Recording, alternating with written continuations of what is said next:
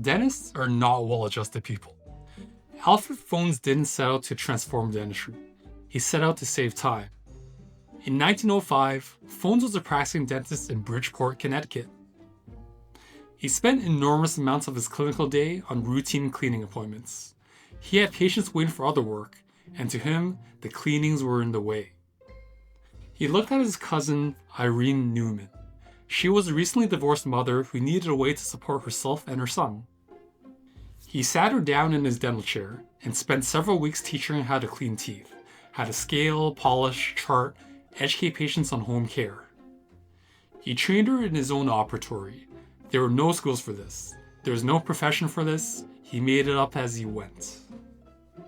Irene Newman became the first dental hygienist in history, not because anyone planned it, because Alfred Fones needed to clear his schedule.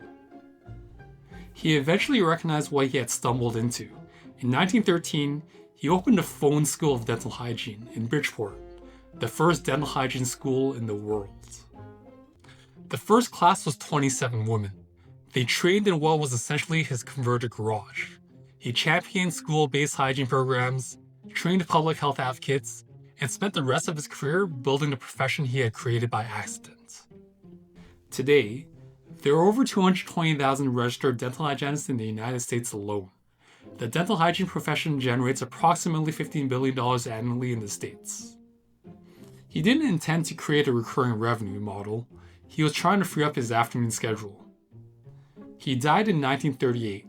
His cousin Irene, who he had trained in his dental chair as a practical convenience, is the foundational figure of an entire health profession.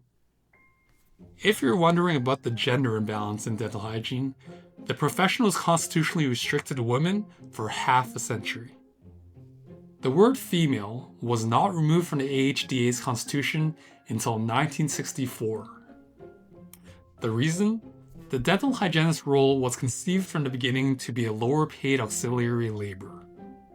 For whatever reason, they thought they'd restrict lower paid roles to women only, and you see the downstream effects of that today.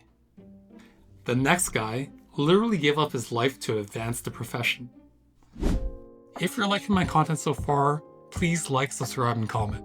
It helps me grow my channel. And you get my sincere appreciation for sharing the same curiosity as I do.